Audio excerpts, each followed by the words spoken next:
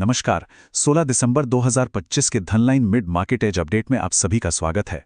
तो सुबह सुबह बाजार में जोरदार बिकवाली का दबाव दिखा, लेकिन क्या दोपहर में कहानी बदलेगी? चलिए देखते हैं।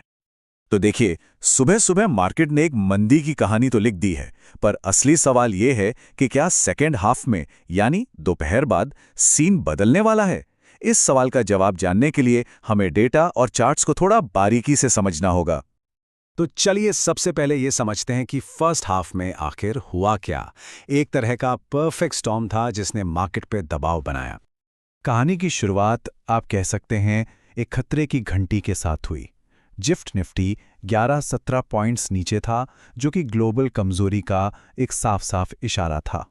और इसका सीधा असर हमें निफ्टी 50 पर देखने को मिला, जहां कल के क्लोज से लेकर आज के लो तक करीब करीब 150 पॉइंट्स की बड़ी गिरावट आई। और बैंक निफ्टी का हाल तो आप देखिए और भी खराब था, 352 पॉइंट्स की जबरदस्त गिरावट। और हैरानी की बात यह कि इसके सारे 12 के 12 स्टॉक्स लाल निशान में कारोबार कर रहे थे।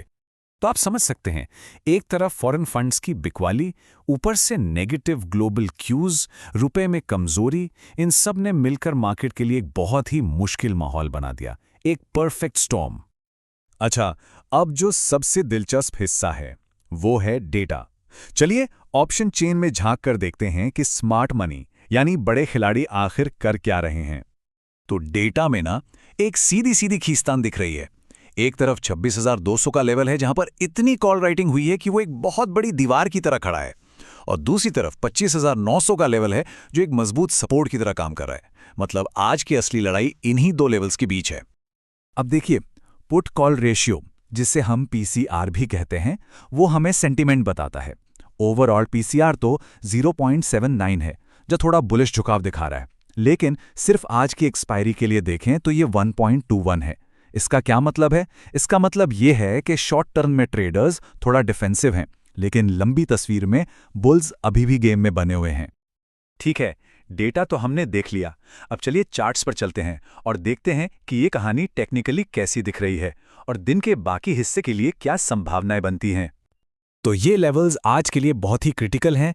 25,900 एक तरह से आप कह सकते हैं कि लक्ष्मण रेखा है, जिसे आज टेस्ट भी किया गया, और ऊपर की तरफ 26,200 वो दीवार है जिसे बुल्स को तोड़ना ही होगा। चलिए अब उन स्टॉक्स की बात करते हैं जो आज मार्केट की कहानी लिख रहे हैं, यानी आज के टॉप मूवर्स कौन हैं। तो गिरावट की लिस्ट में सबसे ऊपर कौन है? देखिए, आज बैंकिंग, फिनटेक और आईटी स्टॉक्स पर भारी दबाव है। एक्सिस बैंक में सबसे ज्यादा गिरावट है, जिसके पीछे एक नेगेटिव रिसर्च रिपोर्ट बताई जा रही है। लेकिन ऐसा नहीं है कि हर तरफ बिकवाली ही है। कुछ सेक्टर्स हैं जो मजबूती दिखा रहे हैं, जैसे एफएमसीजी और टेलीकॉम। लेकिन हाँ, एक स्टॉक है जो आज सारी लाइमलाइट चुरा रहा है। जी हाँ, और वो स्टॉक है मीशो। क्या शानदार प्रदर्शन है, 13% से भी ज्यादा की तेजी, और इसी के साथ इसने अपना एक नया रिकॉर्ड हाई भी बना लिया है। तो इन सारी बातों को मिला के दोपहर के सेशन के लिए हमारा गेम प्लान क्या होना चाहिए, कैसे ट्रेड करें? तो देखिए, एक स्ट्रैटेजी हो सकती है बाय ऑन डिप्स की, यानी गिरावट पर खरीदारी करना। अगर 25,900 का मजबूत सपोर्ट लेवल टिका रहता है तो ये एक अच्छा एंट्री पॉइंट बन सकता है। तो अगर हम संभावनाओं की बात करें तो मौजूदा डेटा को देखते हुए करीब 70% चांस इस बात का है कि मार्केट थोड़ा कंसोलिडेट करेगा और फिर वहां से एक बाउंस लेकर 26,000 की तरफ बढ़ने की कोशिश करेगा। तो अब हम ट्रेडिंग के आखिरी कुछ घंटों में हैं और सारी कहानी आकर कुछ खास लेवल्स पर टिक गई है। तो इसे आप अपना अलर्ट सिस्टम समझ लीजिए। अगर 26,050 का लेवल अच्छे वॉल्यूम के साथ ऊपर की तरफ टूटता है तो ये एक बाय सिग्नल हो सकता है, और वहीं अगर 25,900 का लेवल वॉल्यूम के साथ नीचे की तरफ टूटता है तो वो एक सेल सिग्नल होगा। तो अब दोपहर के लिए सबसे बड़ा सवाल, सबसे बड़ा सस्पेंस यही है, क्या बुल्स 25,900 के इस बेहद जरूरी सपोर्ट लेवल को बचा पाएंगे, या फिर एफआईआईज का सेलिंग प्रेशर आखिर में इसे तोड़ ही देगा? और आखिर में एक जरूरी बात, यह सारा विश्लेषण सिर्फ जानकारी के लिए है। बाजार में निवेश जोखिमों के अधीन होता है, इसलिए कोई भी फैसला लेने से पहले अच्छी तरह सोच विचार कर लें।